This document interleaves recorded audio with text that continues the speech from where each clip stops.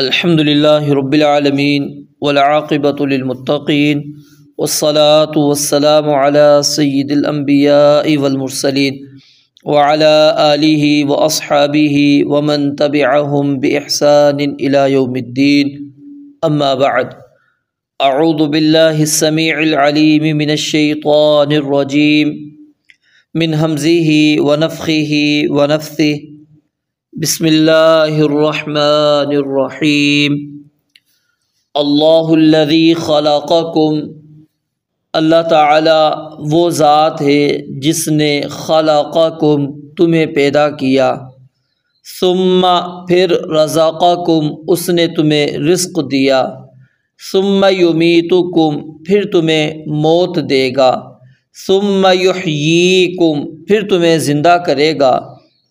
حل کیا ہے من شرکائکم تمہارے شریکوں میں سے کوئی، من یفعل جو کرے من ذالکم ان کاموں میں سے، یعنی تخلیق، رزق دینا، موت دینا، حیات، زندگی، ان چاروں کاموں میں سے کیا ہے تمہارے شریکوں میں سے جو کرے من شیئن کچھ بھی، یعنی چاروں میں سے کوئی ایک کام کر کے دکھا دے۔ سبحانہ وہ پاک ہے اللہ تعالی، وتعالی اور بلند ہے، یہ ذات کے اعتبار سے بھی بلند، صفات کے اعتبار سے بھی بلند، عما اس سے جو یشرکون وہ شریک بناتے ہیں۔ اللہ تعالی نے یہاں سے کلام کا سلسلہ توحید اور آخرت کی طرف پھیر دیا ہے۔ اس کی وجہ کیا ہے کہ تاکہ کفار و مشرکین کو عقیدہ توحید مزید سمجھایا جائے، ان کو آخرت اس کو سمجھایا جائے کہ آخرت قائم ہونی ہے، قیامت آنی ہے، اللہ تعالیٰ ہی اکیلا الہ ہے، معبود ہے، اللہ تعالیٰ کے سوا کائنات میں کوئی بھی معبود نہیں۔ یہ چیز سمجھانے کے لیے رب العالمین بار بار کلام کو اللہ تعالیٰ اس جانب پھیر رہے ہیں۔ فرمایا اللہ الذی خلقکم، اللہ تعالیٰ ہی وہ ذات ہے جس نے خلقکم تمہیں پیدا کیا۔ خالق کون ہے؟ اللہ خالق کل شیء، ہر چیز کا خالق اللہ تعالیٰ ہی ہے، اللہ تعالیٰ کے علاوہ کوئی اور خالق نہیں ہے۔ اور اس چیز کا اقرار کفار اور مشرکین بھی کرتے تھے۔ اللہ یبدأ الخلق ثم یعیدہ ثم الیہ ترجعون، اللہ نے پہلی تخلیق کو دلیل کے طور پر پیش کیا ہے دوسری تخلیق پر، یعنی جس تخلیق کے اندر ہم چل رہے ہیں، اس تخلیق کو اللہ تعالیٰ نے دلیل کے طور پر پیش کیا ہے بعد والی تخلیق پر۔ فرمایا اللہ یبدأ الخلق ثم یعیدہ، کہ اللہ تعالیٰ ہی تخلیق کی ابتدا کرنے والا ہے۔ اس چیز کو وہ بھی مانتے تھے کفار و مشرکین۔ تو یعنی ہر چیز کا خالق اللہ تعالیٰ، ہر چیز کا آغاز، ابتدا کرنے والی ذات کون ہے؟ اللہ تعالیٰ ہے، اللہ تعالیٰ کے علاوہ کوئی اور خالق نہیں ہے۔ کائنات کے اندر آج تک کسی بھی ذات کے متعلق، اللہ تعالیٰ کے سوا کسی کے متعلق یہ عقیدہ نہیں رکھا گیا، یہ عقیدہ نہیں رکھا گیا، کسی نے بھی یہ دعویٰ نہیں کیا کہ اللہ رب العالمین اکیلا خالق نہیں ہے۔ ٹھیک ہے، وہ خالق اللہ تعالیٰ ہی کو مانتے ہیں، اللہ تعالیٰ کے علاوہ کسی اور کو خالق نہیں مانتے، اور اس کی دلیلیں قرآن مجید کے اندر بھی موجود ہیں۔ تو یہ دعویٰ اگر کوئی ہے، کسی میں جرأت ہے کہ وہ یہ دعویٰ کر سکے کہ پہلی تخلیق کرنے والی ذات اللہ تعالیٰ کے سوا فلاں ذات ہے، تو ذرا پیش کرو۔ اور اللہ تعالیٰ نے، آپ نے قرآن مجید کے اندر پڑھا، جیسا کہ مثال بیان کی، یا ایھا الناس ضرب مثل فاستمعوا لہ، تو اللہ تعالیٰ نے کیا فرمایا؟ لن یخلقوا ذبابا ولو اجتمعوا لہ، اگر سارے کے سارے جمع بھی ہو جائیں ایک مکھی کو پیدا نہیں کر سکتے، اس کی تخلیق نہیں کر سکتے۔ امن خلق السماوات والارض وانزل لکم من السماء ماء فَأَنبَتْنَا بِهِ حَدَائِقَ ذَاتَ بَهْجَةٍ مَا كَانَ لَكُمْ أَن تُنبِتُوا شَجَرَهَا أَإِلَٰهٌ مَّعَ اللَّهِ، جواب دے دیتے ہے تو بتاتے۔ اللہ تعالیٰ نے یعنی اس مضمون کو قرآن کریم کے اندر بڑی تفصیل کے ساتھ بیان کر دیا کہ اللہ تعالیٰ ہی خالق ہے، اللہ تعالیٰ کے سوا کوئی اور خالق نہیں ہے۔ ثم رزقکم، پھر اللہ تعالیٰ نے یہ نہیں کہ انسان کو، جنات کو، دیگر مخلوقات کو پیدا کر کے ان کو چھوڑ دیا، کہا کہ جی نہیں میرا کام صرف تمہیں پیدا کرنا تھا، نہیں، بلکہ کیا ہے، آپ سب سے پہلی آیت قرآن کریم کی کیا پڑھتے ہیں؟ الحمدللہ رب العالمین۔ رب کس کو کہتے ہیں؟ پرورش کرنے والے کو، پالنے والے کو، ہر ضرورت کو پوری کرنے والی ذات کو رب کہا جاتا ہے۔ تو رب العالمین، الحمدللہ رب العالمین، الحمدللہ تمام تعریف اس اللہ کے لیے ہے جو تمام جہانوں کا رب ہے۔ تو رزقکم، اللہ تعالیٰ نے پیدا کرنے کے بعد ایسے نہیں چھوڑ دیا، بلکہ کیا ہے، اللہ تعالیٰ نے رزق کا ذمہ بھی لیا۔ وما من دابۃ فی الارض الا علی اللہ رزقها وَيَعْلَمُ مُسْتَقَرَّهَا وَمُسْتَوْدَعَهَا كُلٌّ فِي كِتَابٍ مُبِينٍ۔ اللہ کہتے ہیں زمین پہ کوئی بھی چیز رینگنے والی نہیں ہے، الا علی اللہ رزقها، اس کا رزق کس کے ہاتھ میں ہے؟ اللہ رب العالمین نے اپنے ذمے لے رکھا ہے۔ اور پیچھے آیات بھی آپ نے یہ پڑھی جس کے اندر یہی تھا، اللہ یبسط الرزق لمن یشاء ویقدر، ٹھیک ہے؟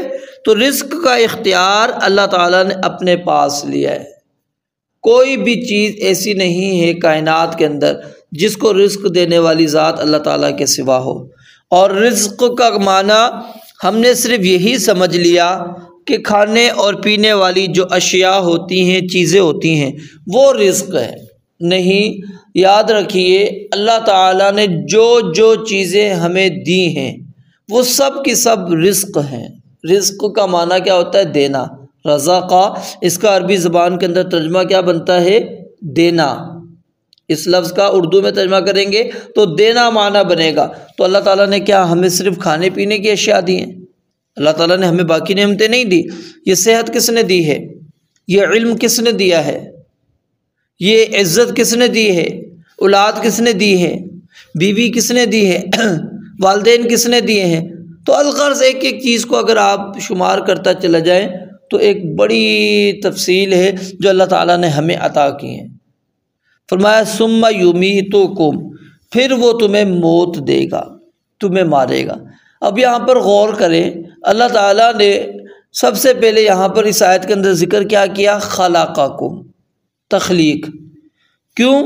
اس کو اللہ نے دلیل پیش کرنی ہے کس کے اوپر؟ بعث بعد الموت پر، مرنے کے بعد دوبارہ اٹھنے پر اللہ تعالیٰ نے اس کو دلیل کے طور پر پیش کرنا ہے۔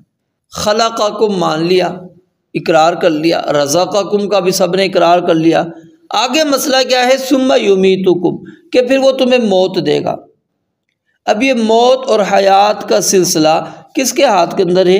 ایک واقعہ آپ کے سامنے رکھتا ہوں، اس سے بات آپ کو سمجھ میں آ جائے گی۔ ابراہیم علیہ السلام کا بڑا معروف قصہ ہے، قرآن کریم نے اس کی جانب اشارہ بھی کیا ہے۔ الم تر الی الذی حاج ابراہیم فی ربہ ان آتاہ اللہ الملک اذ قال ابراہیم ربی الذی یحیی ویمیت قال انا احیی وامیت قال ابراہیم فإن اللہ یأتی بالشمس من المشرق فأت بها من المغرب فبہت الذی کفر واللہ لا یہدی القوم الظالمین۔ اللہ تعالیٰ بیان فرماتے ہیں، اس آیت کا خلاصہ یہ ہے کہ سیدنا ابراہیم علیہ السلام نے نمرود کو اپنے رب کی طرف دعوت دی۔ نمرود جھگڑنے لگا، وہ کہنے لگا کہ نہیں، رب میں ہوں۔ سیدنا ابراہیم علیہ السلام نے کہا کہ دیکھو میرا رب وہ ہے یحیی و یمیت، جو زندگیاں بھی دیتا ہے اور موت بھی دیتا ہے۔ زندگی اور موت اس کے ہاتھ میں ہے، جب وہ چاہے جس کو زندگی دے، جب چاہے اس کو مار دے، کوئی پوچھنے والا نہیں، اس سے کوئی سوال کرنے والا نہیں۔ نمرود نے کہا انا احیی و امیت، یہ بات تو میرے پاس بھی ہے اختیار، میں بھی زندگی دیتا ہوں، میں بھی موت دیتا ہوں۔ اچھا جی کیسے؟ دو قیدیوں کو لایا گیا، ایک وہ شخص جو ملزم ہے، ابھی الزام اس کے اوپر لگا ہے، ابھی اس کے بارے میں کوئی فیصلہ نہیں ہوا، کوئی جرم اس کے اوپر ثابت نہیں ہوا کہ اس کو کیا سزا دی جائے گی۔ نمرود اس کو قتل کر دیتا ہے، قتل کروا دیتا ہے، یعنی حکم دے دیتا ہے قتل کر دو۔ دوسرا وہ شخص جو مجرم ہے، جرم ثابت ہو چکا ہے اور اس کی سزا کا فیصلہ ہو چکا ہے کہ اس کو جی قتل کرنا ہے، اس کی سزا ہے، اس کو آزاد کر دیتا ہے، چھوڑ دیتا ہے۔ کہا دیکھو یہ موت اور زندگی تو میرے ہاتھ میں بھی ہے، یہ وہ شخص تھا جس کے اوپر موت کا فیصلہ تھا، میں نے اس کو زندگی دے دی، اور اس کے اوپر ابھی کوئی فیصلہ نہیں ہوا تھا، میں نے اس کو موت دے دی۔ سیدنا ابراہیم علیہ السلام نے کہا چلو ٹھیک ہے، یہ بات تیری مان لیتے ہیں، اب ذرا ایک اور بات ہے، اس کا جواب تو دے دے۔ فإن اللہ یأتی بالشمس من المشرق، اللہ تعالیٰ جو ہے سورج کو مشرق سے لے کر آتا ہے، فأتی بہا من المغرب، تو مغرب سے لے کر آ۔ یعنی آج بھی اگر کوئی بندہ آپ کو کہتا ہے کہ جی فلاں ہے، وہ جی موت اور حیات کا سلسلہ اس کے ہاتھ کے اندر ہے، اس کو ہم یہی کہیں گے کہ ٹھیک ہے آپ کے ہاتھ میں موت و حیات کا سلسلہ ہے نا، تو آپ سورج کو مغرب سے طلوع کر کے دکھائیں، تو کیا ہوگا؟ لا سکتا نہیں۔ تو یہ اللہ تعالیٰ نے یہاں پر توحید بھی بیان کر دی اور ساتھ میں بعث بعد الموت کو، آخرت کو بھی ذکر کر دیا۔ ثم یمیتکم کے بعد اللہ نے گفتگو ختم نہیں کی کہ اللہ تمہیں مار کے چھوڑ دے گا، بس فنا ہو گئے، ختم، اب کوئی زندگی نہیں، اس کے بعد کوئی تمہاری برزخی حیات نہیں، اس کے بعد کوئی تم نے اٹھنا نہیں ہے قیامت کے دن، کچھ نہیں۔ اللہ تعالیٰ نے کیا کہا؟ ثم یحییکم، پھر وہ اللہ تعالیٰ تمہیں زندہ کرے گا، اور پھر رب کے سامنے تم پیش ہوگے، رب نے تم سے سوالات کرنے، پوچھنا ہے۔ حل من شرکائکم، اب یہاں پر غور کریں، اللہ تعالیٰ نے یہ 4 صفات اپنی بیان کی، تخلیق کرنا، رزق دینا، موت دینا اور زندگی دینا۔ پھر اس کے بعد اللہ تعالیٰ کیا فرماتے ہیں؟ حل من شرکائکم، کیا تمہارے شرکاء میں سے، تمہارے شریکوں میں سے کوئی ہے جو ان 4 کاموں میں سے کوئی ایک کام بھی کر سکے؟ کسی کو زندہ کر سکے، کسی کو مار سکے، کسی کو رزق دے سکے، کسی کو پیدا کر سکے؟ کیا ہے کوئی کر سکتا ہے؟ اب یہاں پر ایک اور چیز سمجھتے چلیے، اس وقت کے جو کفار تھے، مشرکین تھے، وہ یہ بات کہا کرتے تھے کہ ہم ان کی عبادت نہیں کرتے، ہم الہ اللہ تعالیٰ کو ہی تسلیم کرتے ہیں کہ ہمارا الہ معبود اللہ تعالیٰ ہی ہے۔ اچھا پھر ان کو کیا کرتے ہو؟ وہ کہتے ہیں یہ ہمارے شریک ہیں، ہمارے سفارشی ہیں، اللہ تعالیٰ کے ہاں ہماری یہ بات آگے پہنچاتے ہیں، اور اللہ تعالیٰ ان کی بات کو رد نہیں کرتا۔ اور یہ بات میں اپنی طرف سے نہیں کر رہا، قرآن کریم کے اندر اللہ تعالیٰ نے بیان فرمائی ہے والذین اتخذوا من دونہ اولیاء ما نعبدهم الا لیقربونا الی اللہ زلفی، ہم ان کی عبادت نہیں کرتے، نفی کر رہے ہیں، ما نعبدهم الا، مگر لیقربونا، اس لیے کہ وہ قریب کر دیں ہمیں اللہ تعالیٰ کی طرف، زلفا، اچھی طرح قریب کرنا، بس، اور ان کا ہمارے ساتھ کوئی تعلق نہیں ہے۔ اللہ کہتے ہیں حل من شرکائکم، جو تم نے اللہ رب العالمین کے سفارشی بنائے، رب کے ساتھ یہ تم نے شریک بنائے، سفارشی بنائے، اس کی کوئی دلیل تمہارے پاس؟ یا انہوں نے کسی چیز کو پیدا کیا، کسی کو رزق دیا، کسی کو موت اور کسی کو حیات دی؟ ایک چیز یاد رکھیے، ایک ہوتا ہے کہ آپ کے متعلق اللہ تعالیٰ کا فیصلہ تھا، رب العالمین نے آپ کو اولاد عطا کرنی تھی، لیکن اللہ تعالیٰ کا فیصلہ تھا کہ میں نے اس کو شادی کے اتنے عرصے بعد اولاد دینی ہے، آپ اولاد نہیں ہو رہی، آپ در بدر پھرتے کسی نے آپ کو کسی آستانے کی طرف لگا دیا، آپ چلے گئے، اللہ نے اولاد ویسے ہی دینی تھی اس سال، آپ کو اولاد ہو گئی، آپ کہتے ہیں کہ جی ہمیں فلاں نے دی۔ یہ اصل میں کیا ہے؟ شیطانی وسوسہ ہے، شیطان اس طرح گمراہ کرتا ہے۔ رزق اللہ تعالیٰ دیتا ہے، کوئی آپ کو غلط راستے پر لگا کر وہاں سے رزق مل جائے، رزق وہاں سے نہیں ملتا، اللہ کا فیصلہ تھا، اللہ تعالیٰ آپ کا امتحان لینا چاہتا ہے، شیطان ان باتوں سے آپ کو گمراہ کرنا چاہتا ہے۔ فرمایا حل من شرکائکم من یفعل من ذالکم من شیء، کیا تمہارے شریکوں میں سے کوئی ہے جو یہ کر سکتا ہو؟ اگر کر سکتا ہے تو ذرا لے کر آؤ۔ اور جواب کیا ہوگا؟ کوئی بھی نہیں۔ اللہ نے خود کہہ دیا سبحانہ، اللہ تعالیٰ بالکل پاک ہے، اللہ تعالیٰ کا کوئی بھی شریک نہیں، نہ ذات میں نہ صفات میں، اللہ تعالیٰ کی نہ عبادت میں کوئی شریک نہیں، سبحانہ وتعالی، اور بہت بلند ہے۔ اللہ تعالیٰ کتنا بلند ہے؟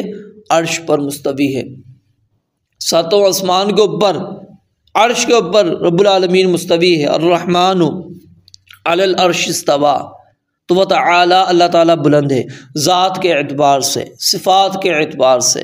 عما یشرکون، ان چیزوں سے جن کو اللہ رب العالمین کا وہ شریک بناتے ہیں۔ یہ مخلوق وہ خالق کیسے برابری ہے؟ یہ غلام ہے وہ آقا ہے، کس طرح کی آپ مماثلت مشابہت بیان کر رہے ہیں، اللہ کا شریک بنا رہے ہیں؟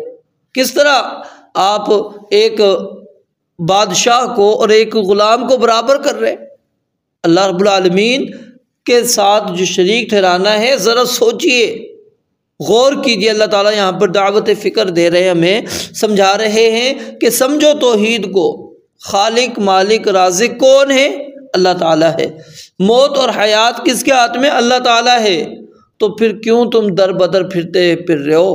کوئی ہے شریک؟ اللہ کہتا لے کر آؤ، نہیں ہے تو اقرار کرو، مانو، تسلیم کرو اللہ تعالیٰ کی ربوبیت کو، اللہ تعالیٰ کی الوہیت کو، اللہ تعالیٰ کے اسماء و صفات کو مانو، اللہ کی قدرتوں کو، اللہ کے علم کو، اللہ کی سلطنت کو تسلیم کرو، مانو کہ رب العالمین ہی کائنات کے اندر پورا نظام چلانے والا اکیلا ہے، کوئی بھی اس کائنات کے نظام چلانے میں کسی قسم کی کوئی شراکت نہیں ہے، کوئی اللہ کا ساجی شریک نہیں ہے، کوئی اللہ رب العالمین کے برابر ہمسر نہیں ہے۔ قل هو اللہ احد اللہ الصمد لم یلد ولم یولد ولم یکن لہ کفوا احد۔ تو ہمیں عقیدہ توحید سمجھنا چاہیے اور عقیدہ توحید کے اندر پختگی لے کر آنی چاہیے، اور لوگوں کو بھی ہمیں یہ عقیدہ سمجھانا چاہیے، کیونکہ یہ اللہ رب العالمین کا ہم پر حق ہے کہ اللہ تعالیٰ کی ہم عبادت کریں، اللہ تعالیٰ کے ساتھ کسی بھی لحاظ سے شریک نہ بنائیں۔ رب العالمین سے دعا ہے اللہ تعالیٰ سمجھنے عمل کرنے کی توفیق عطا فرمائے۔ وآخر دعوانا ان الحمد للہ رب العالمین۔